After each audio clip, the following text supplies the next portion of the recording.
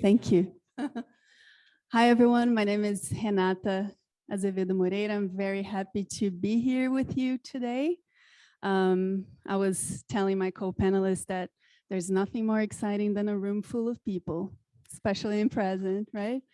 When we see everyone. So, well, difficult knowledge is a concept developed by Canadian thinker and psychoanalyst Deborah Britzman, and it talks about knowledge that engages with narratives of trauma, historical, societal trauma.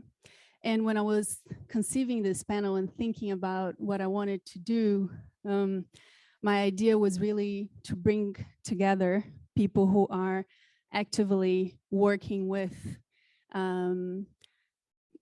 exhibiting difficult knowledge in the form of art in their daily practice every day. So I'm very, very happy to be here today with Siddhartha Shah, Ashley James, and Krista Oluyu-Zawadsky. So just a little bit of context, we had a last minute change in our panelists.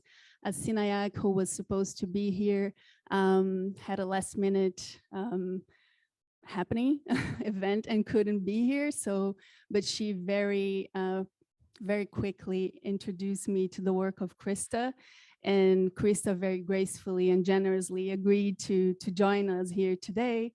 So I'm gonna read her bio because I don't think you can access it anywhere else at the conference, right?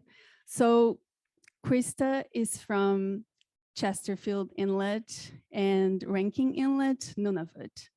She's an Innu curator, anthropologist, arts leader, scholar, and writer. Her areas of expertise are Arctic anthropology, collections-based research, story work, Inuit curatorial research and practice. Krista's outlook and research are deeply rooted in her upbringing in Nunavut, and she feels that it reflects in many aspects of her work. So Krista is joining us virtually from Vancouver, which is the ancestral unceded lands of the Musqueam people. Thank you, Krista, Ashley, and Siddhartha. So let's start. Siddhartha, when you joined the Peabody Essex Museum in 2016, one of your main missions was the reinstallation of the South Asian art galleries at the museum with a focus on post-independence Indian art. In this process, you created new dialogues between stereotypical visions of Indian cultures and India as an independent nation, right? So these strategies and in elaborating these dialogues, I was wondering if you could speak a little bit about the challenges and the actual strategies that you used. And I also recall that you have mentioned that there are indications of the post-independence trauma in the actual design of the gallery. So I wonder if you could speak to us a little bit about all of that. Sure. Good afternoon, everyone. Nice to be with you both. And well, you too, Krista, from Canada. Let's see if, okay, there is a slide. I can barely see it. So for a little bit of background about the Peabody Essex Museum's collection of South Asian art, it's quite different from most art museums' collections of South Asian or Indian art in that when you go to most museums in the United States or in North America or Europe, you often see prehistoric, early Buddhist, early Hindu art and some Mughal paintings or something. And our collection doesn't really feature that work at all. It begins in the 18th, 19th, and 20th century. So it's really a colonial history to the contemporary. And that allows you to do very different kinds of things. And in this installation of two galleries, a historic gallery and a gallery of modern art, I took inspiration from a conversation I'd had with a colleague, Deepali Devan, at the Royal Ontario Museum. We had once talked about difficult material, and she, I don't remember exact words, but encouraged me or curators generally to, when possible, not beat around the bush around the difficult material, not try to soften it, but really put it front and center where dialogue is possible. But again, that gets to the challenge of when material is potentially traumatic. So that's, that is a different challenge. And so that's the approach I took. The gallery opens with a question, and that is, what do you think of when you think of India? And the inspiration for that was all of the times I've had conversations with people and they've said, oh, I would love to go to India one day. I just don't think I could handle the poverty. And what that does, and it's really countless times I've heard this, it positions poverty and sickness over there and allows people to just gloss over the realities of poverty and sickness in this country or in other places. And so when you ask the question, what do you think of when you think of India, and you enter the gallery, you are confronted with a lot of those stereotypes of the sick, the poor, people working as if they had been put on earth to just do and make for other people. And so we've got clay figures of different occupations. I'll show you something in a moment, but in terms of the design strategy, I just want to mention what's happening in the image you see. The space itself was quite challenging. It's narrow, it's not very big. And so we decided to amplify the discomfort. It's because the material itself is uncomfortable. So it's really hard to go into the realities of colonialism in some object labels because you're not going to be able to cover all of it. So we dealt with it spatially. When you walk in, that case that you see is conspicuously not centered. The other cases are tilted. And so you feel uncomfortable as if it's reflecting the discomfort of the objects that are in there. Here are some of the objects that we have in there. So you see a photograph of an Indian woman. It's a studio shot, cataloged and classified in the 19th century the way that insects or plants or animals would be. So it's a name when the name is known, region, religion, occupation, and a number. And then we have clay figures, and the paper mache heads are among the most kind of fascinating. They were meant to show different turban styles, but if you look very closely, that head and a number of them have smallpox. So if the intention is to display different turban styles, what does it mean when the heads you put them on are those of a diseased people? And then going into the modern gallery, the discomfort that is felt in the 19th century gallery sets up how outsiders viewed Indians. And the larger gallery is really about how Indians viewed themselves. And it opens with these two works, which are kind of an introduction to the moment of independence. I won't go into the details of that right now, but basically the birth of India and Pakistan is a very bloody birth. I mean, we think of independence as a moment of celebration, but independence is also a moment of real trauma, I think in most cases of independence. And so you see that painting with the white diagonal by the artist Tayeb Mehta. It's like the line that divides the subcontinent, the violence of partition, as well as the severing of limbs. And where that is then shown in the design throughout the gallery is that diagonal is shown in various ways. It's on the wall panels for an interesting reason. The gallery was installed during lockdown. And I walked in after it had been installed and just said to our design person, I didn't know that there were going to be these like diagonals on the wall panels, but because we couldn't get the large sheets of plexi at that time, they cut the pieces we had to emphasize the diagonal of this trauma. So it worked really well. And that diagonal you see in the painting is projected on a floor in a very subtle way. And that is to signal that that wound of partition has not had a moment to breathe before it's reopened in the early 1970s. So that is some of the ways in which the design was presenting these traumatic moments.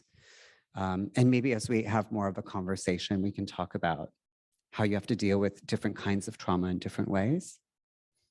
Yeah, thank you for that. I love how the curatorial is what actually happens and not what we plan to happen, right? So everything that we have to grasp with to make things work. So that's fascinating. Um, and I'm personally very interested in the dialogues between curatorial work and educational work and programming. For me, these boundaries are very fluid, and I don't really understand them, to be honest. But I wanted to ask you about that, Siddhartha, because I know that in your role as director of education and civic engagement, which is also a position you occupy at PAM, you do both, or you try to do both. Could you speak a little more about that for us, please? Yeah, it's this could be its own its own conversation.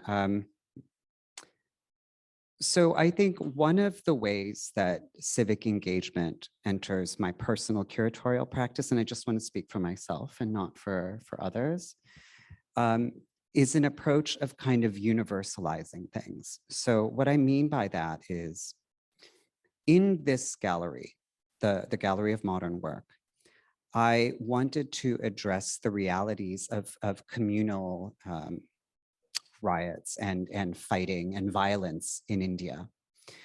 But I did not in any way want to blame Hindus or Muslims or call out specific groups for things. I just didn't know how much that would serve the audience and the general public. So what I did is spoke about it in terms of the diversity of India. The rich diversity of India and its people is part of what makes that country so unique and special. But it's also what has been the biggest challenge to a harmonious nation, was to speak about it in a way where non-South Asians could come in and hopefully connect that to the American experience as well. And so I think that universalizing things, it allows for more visitors to create their own relationships or narratives with work. So another example is like the Zahra Hussain Breath exhibition that I had curated, or Zachary Logan Remembrance, that opens on Saturday. Zahra Hussain, yes, it is inspired by Islamic art. She herself is a Muslim artist, and it is also inspired by geometry and mathematics. Rather than speaking about her work in terms of contemporary Islamic art, it was framed as the universality of the breath and the need we have to breathe to survive, so that anybody coming in could hopefully relate to that in a new way. But the other thing I want to say about civic engagement and education, or education and curatorial, is in these two roles I have become aware of a kind of classist divide. And that is not, I'm not just speaking about like where I work, it's every person I've talked to in museums speaks about that gap between education and curatorial. And I think that curators are viewed as subject experts, and we often are, but we also need to understand that others in museums are experts in their subjects, including museum educators, and we have to be willing to trust them to do their jobs and empower them to do them in a way that they believe will serve the public in ways that we as curators can't.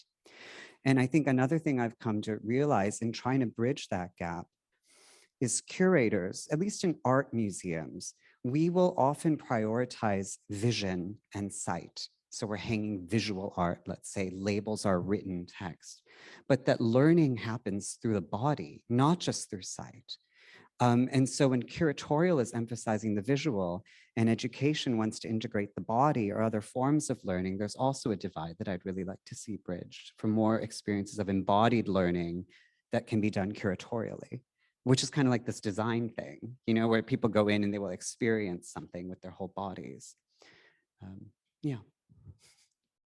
Yeah, I think the effects of presence, right, of feelings and emotions are so undermined in relation to cognitive and interpretation and what you understand still until today. And that is also part of the gap that we have to bridge. Yes, if we talk about trauma, for example, trauma is experienced in the body. It lives in the body.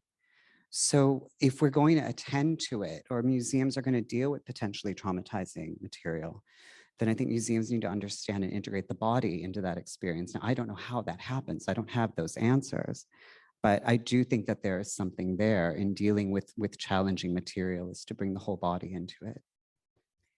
It's fascinating that in the keynote this morning, Gretchen Jennings talked about empathy as action, right? So it's not just empathy as something that we need to understand, but we need to act upon. And with that, I want to jump to Krista. And you know, Krista, in your work as a researcher and curator, you often do collections-based work, as you were telling me, that is guided through Inuit protocols. So I wanted to start by talking a little bit about these protocols. What do you mean by that? Yeah, that's a great question. Thank you for asking that. What I mean about protocols is, you know, things that we've been taught, you know, at home, in our communities, and, you know, ways of doing things in a respectful way.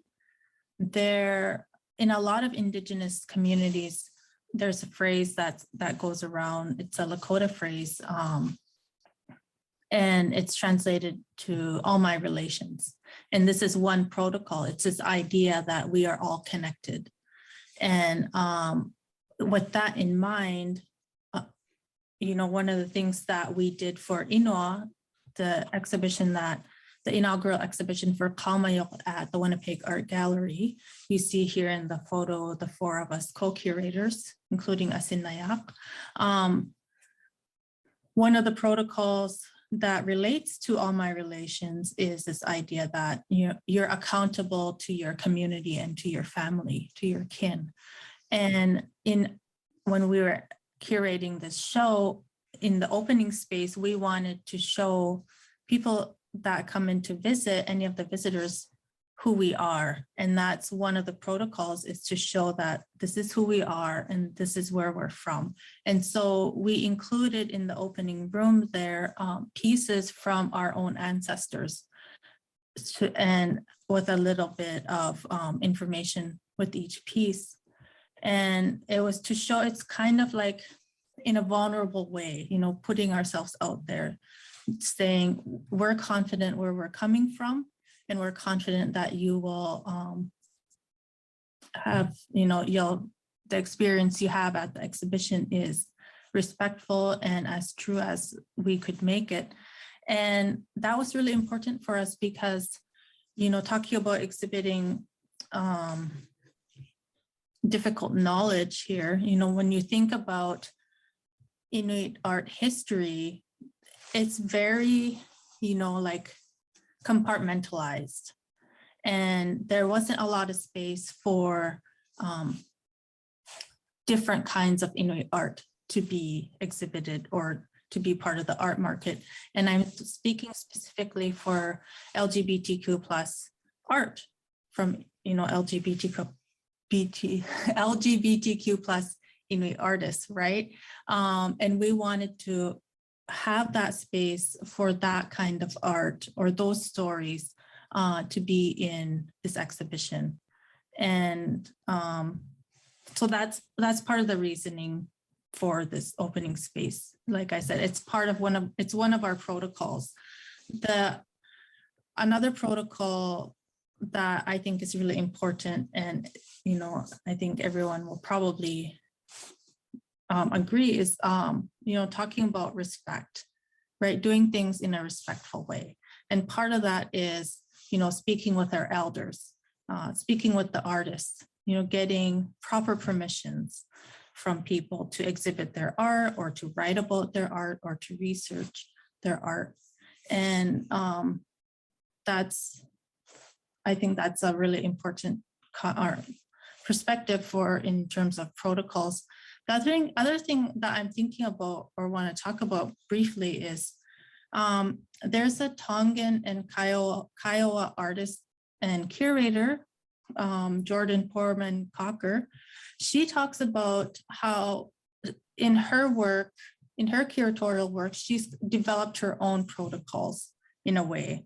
And I feel like even before hearing about her work, I was doing a lot of that on my own. Whenever I go into a collection, I had developed my own protocols on what to do so that I'm doing this work in a respectful way. And that includes before I go into a collection, I might pray and say, please, I'm here for a reason, and, to protect me and the visitors, but also to please guide me to where I need to be for what needs to be done in this collection. There's a lot of contentious history associated with collections, including art collections, especially Inuit art collection. And I feel like that's one of my protocols that I've developed is, I want to do this work in a respectful way, and I need to be guided to that. And I think I'm just gonna interrupt you to follow up on what you're saying. I think that's beautiful. And I wanted us to not miss the opportunity to talk about what you're telling me, that sometimes when you're doing collections research, archival research, you happen to find material about your very close relatives and ancestors. For instance, your grandmother, right? So why don't you speak a little bit about that as well, please? Yeah, for sure. So on this photograph here on the right, the other exhibition that was showing, that's an exhibition that I have recently curated. And in that exhibition, I situate my family right into the research, right into the exhibition. And it's the same idea. I say, this is who I am, this is my family, this is where I'm from. And while I was doing that research, for the exhibition, I came across this photograph, this archival photograph of this woman. And I'm leafing through these photographs with my mom. And she says, hey, wait a minute, I think that's my great grandmother. And I had no idea. I didn't actually know who my great grandmother was until I saw this photograph. So sometimes when you're doing research, and oftentimes for a lot of Indigenous people, when you're doing research, you're suddenly faced with your own ancestors. And then that, for me, sometimes it brings, a mixture of emotions, like, what's this photograph from? Where is it? I have all these questions, but what is really hurtful for me is that these photographs are not in our family photo albums. It's not in our possession. It's along with, a lot of, or most photographs in archives. These photographs were taken by settlers, and then they're deposited into these archives, but they're not, given or deposited with the families themselves. So it's oftentimes, that's what's jarring, is that when you're doing this research, all of a sudden you're faced with, hey, wait a minute, I've never seen this. Why haven't I ever seen this? And that's really, for me, that's really hurtful. And that's what I mean about before I go into a collection or into an archive and I say a little prayer and say, please guide me to where I need to be. Or if I'm with people, please guide us to where we need to be and to protect us, because sometimes it can be really hurtful when you're in these spaces. And then how do you curate this in an exhibition? Again, in a respectful way. So these are ongoing conversations all the time, and things that you have to think about. And then you try to do the best that you can. Yes, for sure. Thanks, Krista.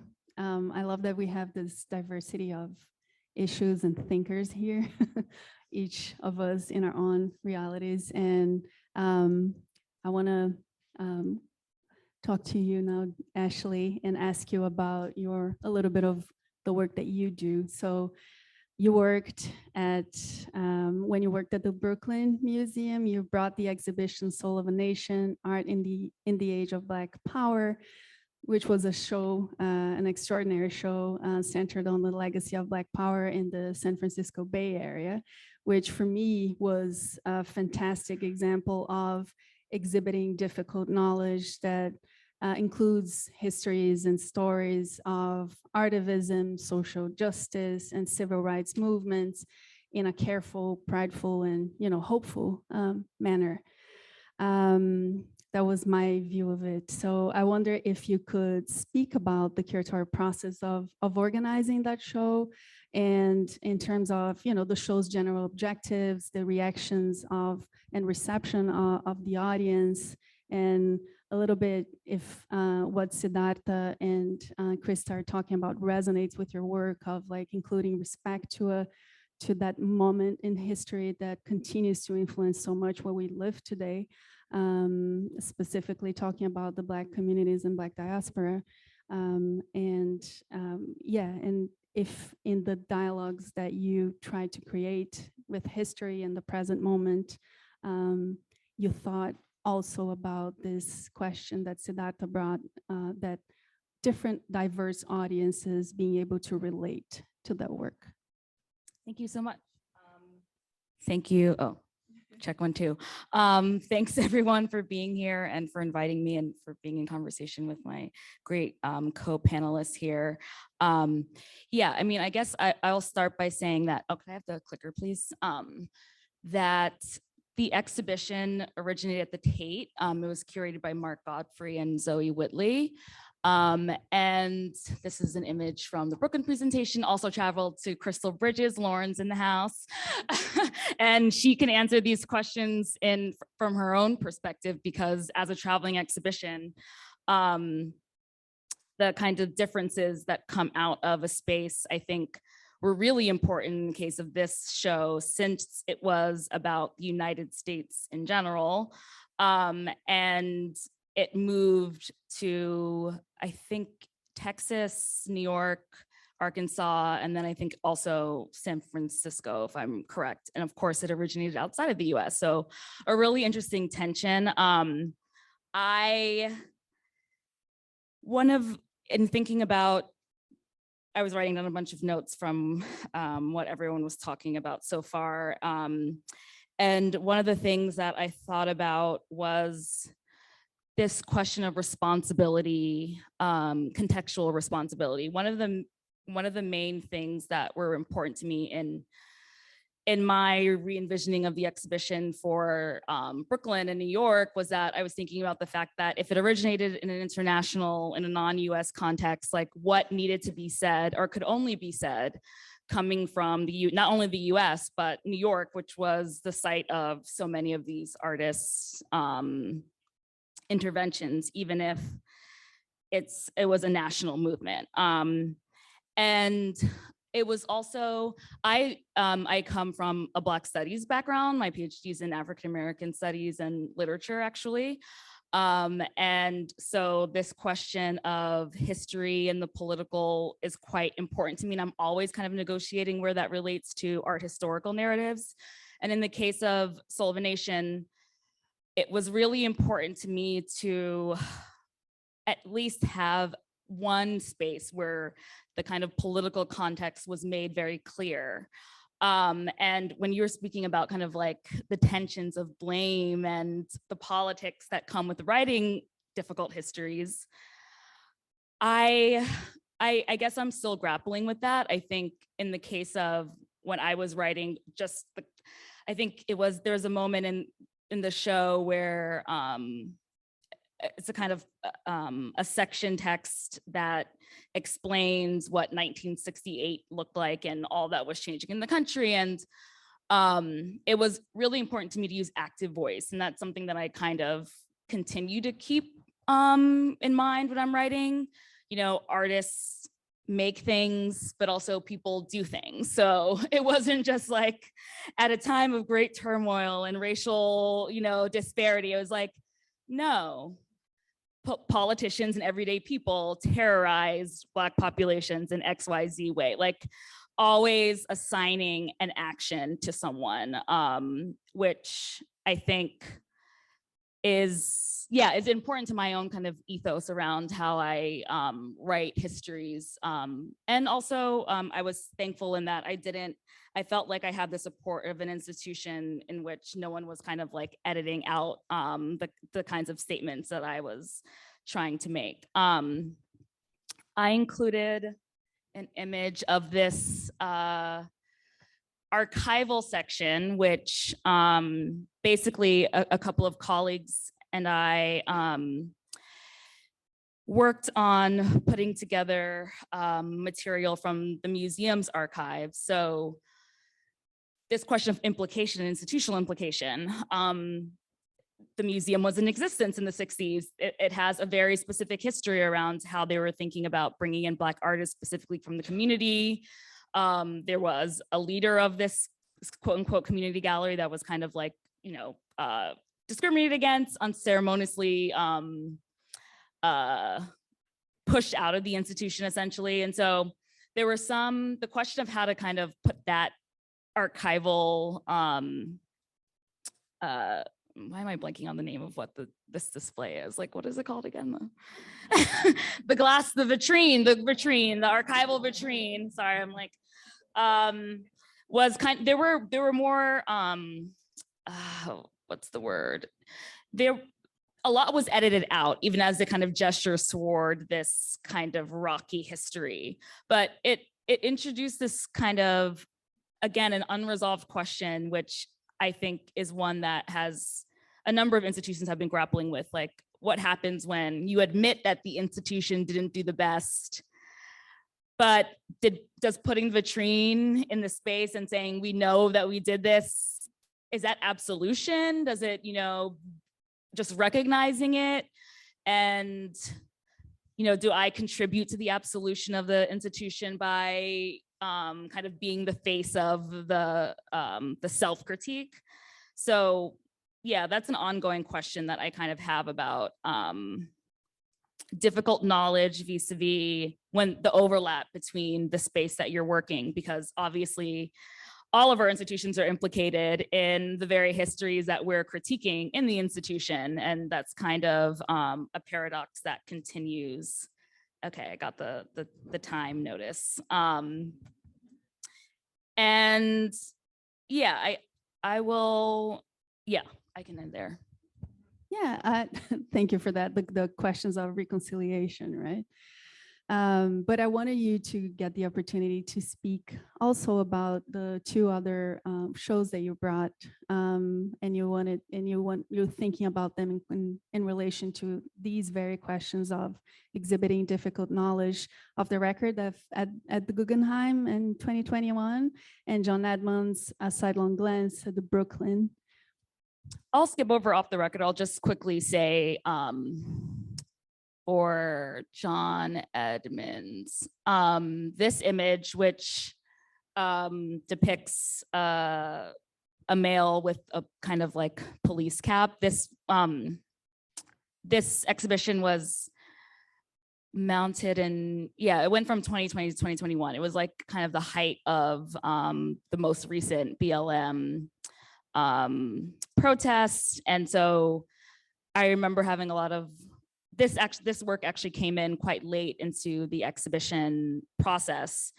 And we talked a little bit about, you know, John's meaning behind this unclothed, well, unshirted male and the police cap and what that means. And it has a complicated meaning because he's thinking about kind of like the security of the institution itself. And I can't have time to get into what A Sidelong Glance was all about, but this is all to say that it was one of those, you have to make the decision to just say, yes, deadlines have passed, but we're writing the label.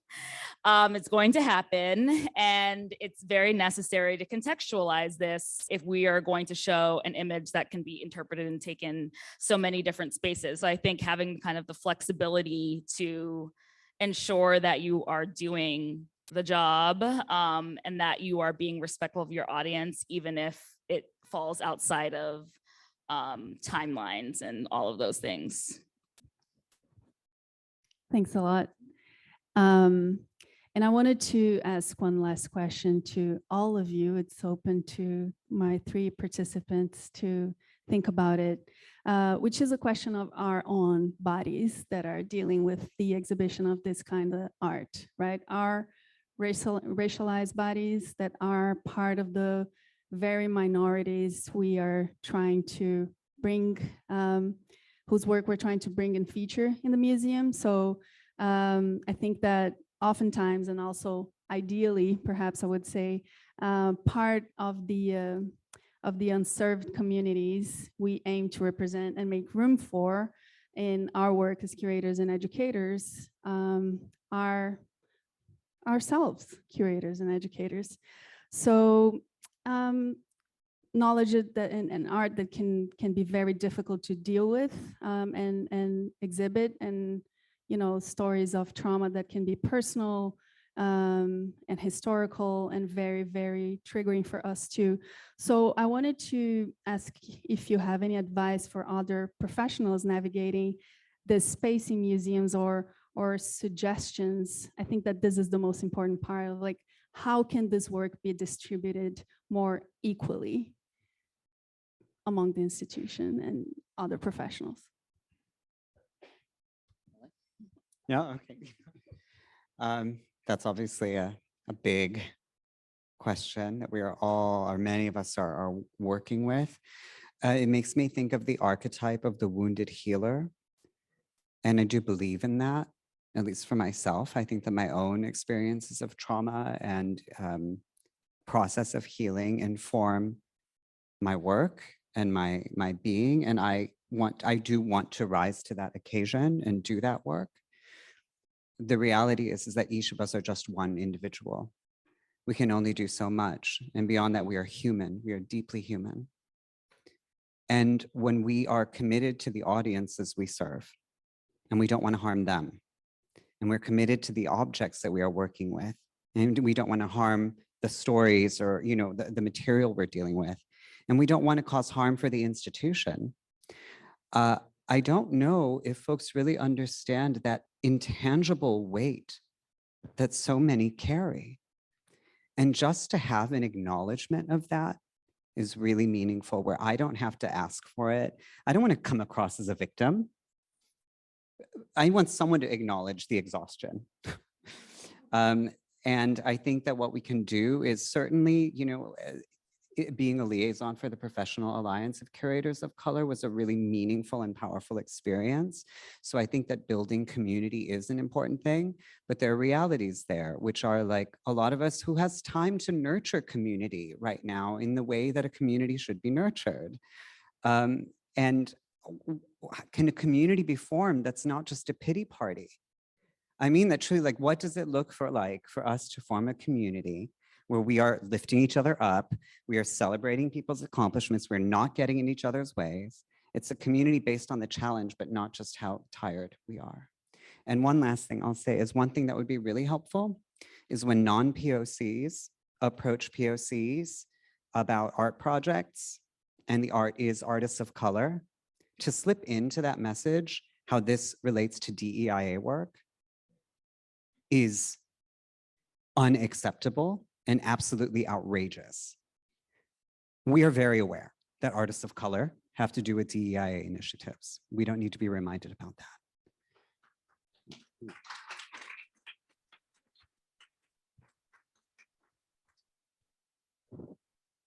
Feel free to, Krista and Ashley, comments. I mean, I agree. And I think I'm of the mind that, yeah, everyone has a racialized body. And the more that in a curating practice, you are self-conscious of that, is just going to produce more interesting work. And I mean, I guess I work on contemporary art, and I think maybe I work with a little less traumatic material, at least so far. But I would say though that I like the idea of kind of the balancing out. And when you were talking about not being a victim, like, what I take my cue from what those in the past, in particular artists, have approached these questions. So, I mean, for Soul of a Nation, when I say the active voice, it's not just active in the perpetrator, but it's active in the response, and it's active in all of the ways that artists found their own communities, forged their own aesthetic practices. And I guess that is what I am really interested on focusing on. Like, what is the joy and the intellectual engagement and the curiosity and all of these things that move us forward. And so kind of being able to keep the difficulty of what it means to be marginalized at the fore, and not let that history dissolve, but also ensure that by the same way we understand that there's this legacy of the counter example too, and that can't be lost by focusing entirely on what has been done too.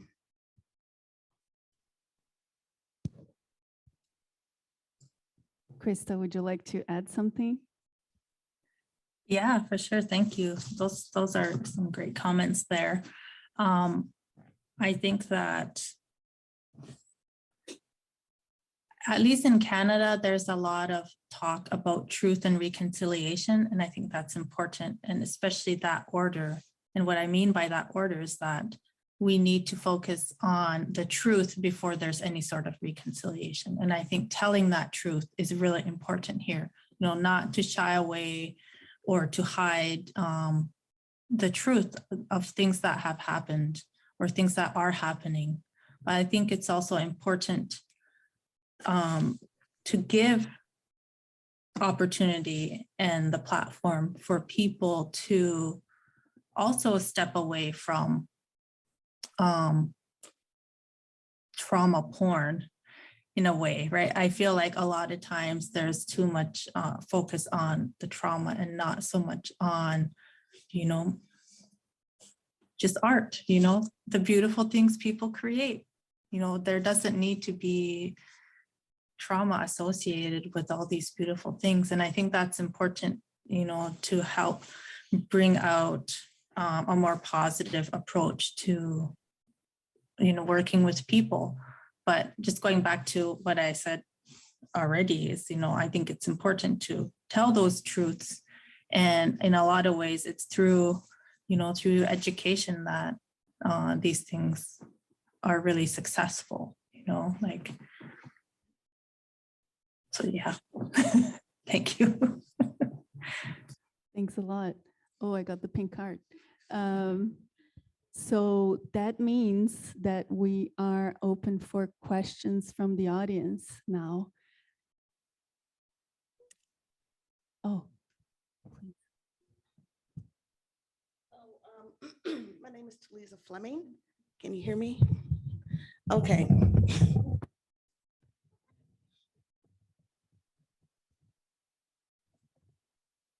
Okay, I think I'm just gonna have to hold this up. So in about 2002, I curated a show at the Dayton Art Institute, which is located in Ohio, called Looking Forward, Looking Black. And I had just arrived at this museum in one of the most segregated areas I've ever lived in. And the show dealt with, at the time, what we call post-Black movement. And I also increased it, added to the show, and put art from the Black Power movement, and also put art, thank you, and also added objects that dealt with stereotypes where the artists were actually responding to. One of the things that really disappointed me when I did this show is the pushback I had from docents. They told me they did not want to do this show. And I was wondering if any of you experienced internal pushbacks like that when you curated your exhibitions.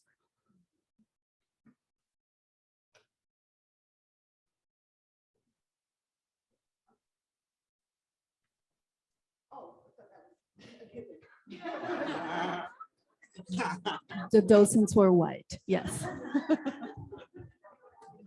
Thanks a lot for your question.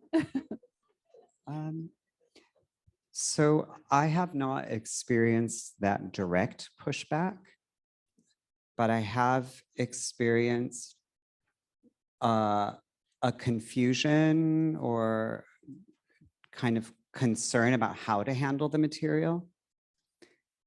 So in that is a willingness to do it, but not really a knowing how to. And that is, again, in terms of the curatorial position and an education position, and the docent program or the guide program is under the education purview. This is an ongoing conversation and challenge in so many organizations, but I did not have the direct experience of that, and I'm sorry.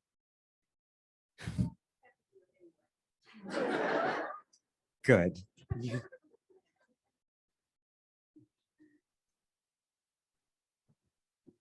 I have a question from a virtual audience member. In using artworks as the conversation piece to sensitive and contentious topics, what helpful tips and advice would you offer in facilitating and cultivating a space of healing, reconciliation, and inspiration for community to take action to better care for one another? Let me know if you want me to read that again. It's a long question. Yeah, again, okay. In using artworks as a conversation piece to sensitive and contentious topics, what helpful tips and advice would you offer in facilitating and cultivating a space of healing, reconciliation, and inspiration for community to take action to better care for one another?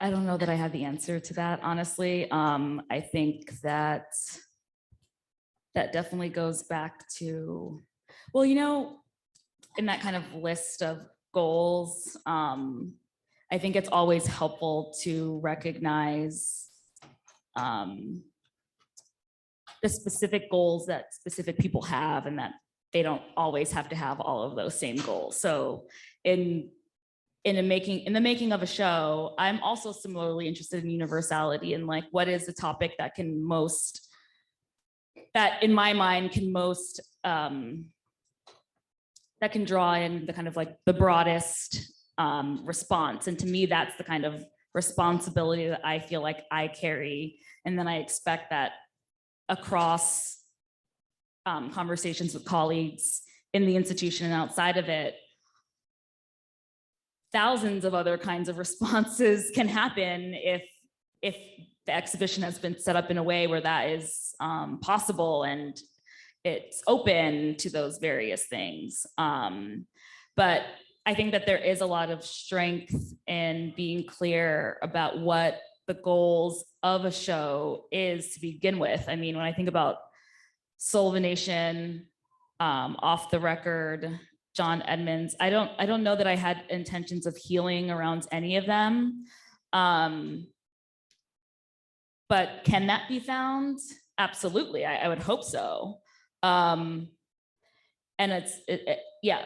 So I think being clear about one's own intentions and also relying upon others who have their own expertise around how to engage in a way that would draw forth different outcomes.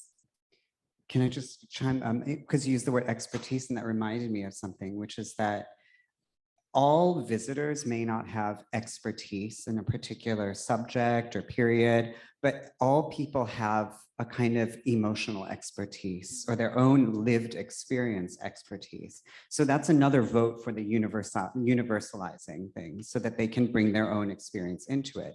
And I think one of the challenges that also came when you were speaking is that a lot of people, we are curators and work in museums. We have a language for art that a lot of people don't. And so if you can create an opportunity for people to just start using words in looking at art, I know one of the things is like, what do you see is something, but the other thing is like, I do an exercise asking people to go find a painting and split them up that makes you feel anxious, that makes you feel really balanced, that makes you feel nervous, and it makes you feel really uplifted. And then they go around and they start finding words to talk about, like why this painting is making them feel anxious.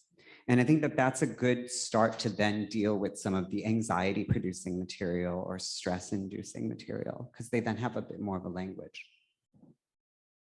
Yeah, I think that's a great strategy too, when thinking about how strategies, right? Or what the person asked. Because I often think about, okay, how to go beyond trigger warnings, right? Okay, so Siddhartha and I were having this conversation before where trigger warnings are very useful when you don't have people that are qualified, staff that is in place and qualified to give the audience that is triggered the support it needs. And we know that that's the reality of our field. Many times very rarely we have the staff that we need to be able to do something like that. So what are other strategies, right? What can you do with the design of the exhibition and to create a space where the material will possibly be triggering, but the person will feel comfortable in the space and welcome, able to ask questions if they want to, able to access the curator if they need to, right? I was visiting a museum one of these days, and one of the guards, we started speaking, and he asked me, and I said that I was a curator, and he asked, oh, what is it that a curator does? And I explained to him, and he said, oh, that's amazing. I knew it had something to do with that, but I didn't know exactly what. And I'm like, how long have you worked here? And he said, 17 years. So, you know, it's our staff, it's our people, and there are people who are there and can give support. And, you know, I think that a more global thinking about systems and processes and how things are done and what kind of access is given to each, you know, it's so hierarchical sometimes, right? And it doesn't have to be. So these are only thoughts that I have. I don't know if I'm answering the question, but yeah. Are there any more questions from the audience? Or Krista, I think that you want to say something? Sure, thank you. I think for me, I didn't really hear the first part of the question, so I might miss the mark. But for me, my strategy is to always think local first. When you think about it, especially, you know, in North America, we are all on native land. And what does that mean, right? And what does that mean when you're opening a show or curating a show or writing labels or that sort of thing? You know, I think it's really important that we always think local. We have conversations, ongoing conversations with elders and knowledge holders and talking about how to do these things in respectful ways. And I think for me, that's my strategy. That's step number one. And I'm not sure if that's helpful. Like I said, I missed the first part of the question. But yeah, I think we have those are great comments, everyone. No, I think that we all agree that it's very community-based, right? It's a work that requires support from the community, the institution, colleagues, friends. It's very professional / personal what we do, right? So we can't really, boundaries are difficult. So I think we still have time, 4 minutes for one more question. Okay. So I am going to thank a lot Ashley, Siddhartha, Krista, for being here today and holding space for this very open, fruitful, I hope it was for everyone, debate. And I hope to see you all again. Thank you for all the great work that you do.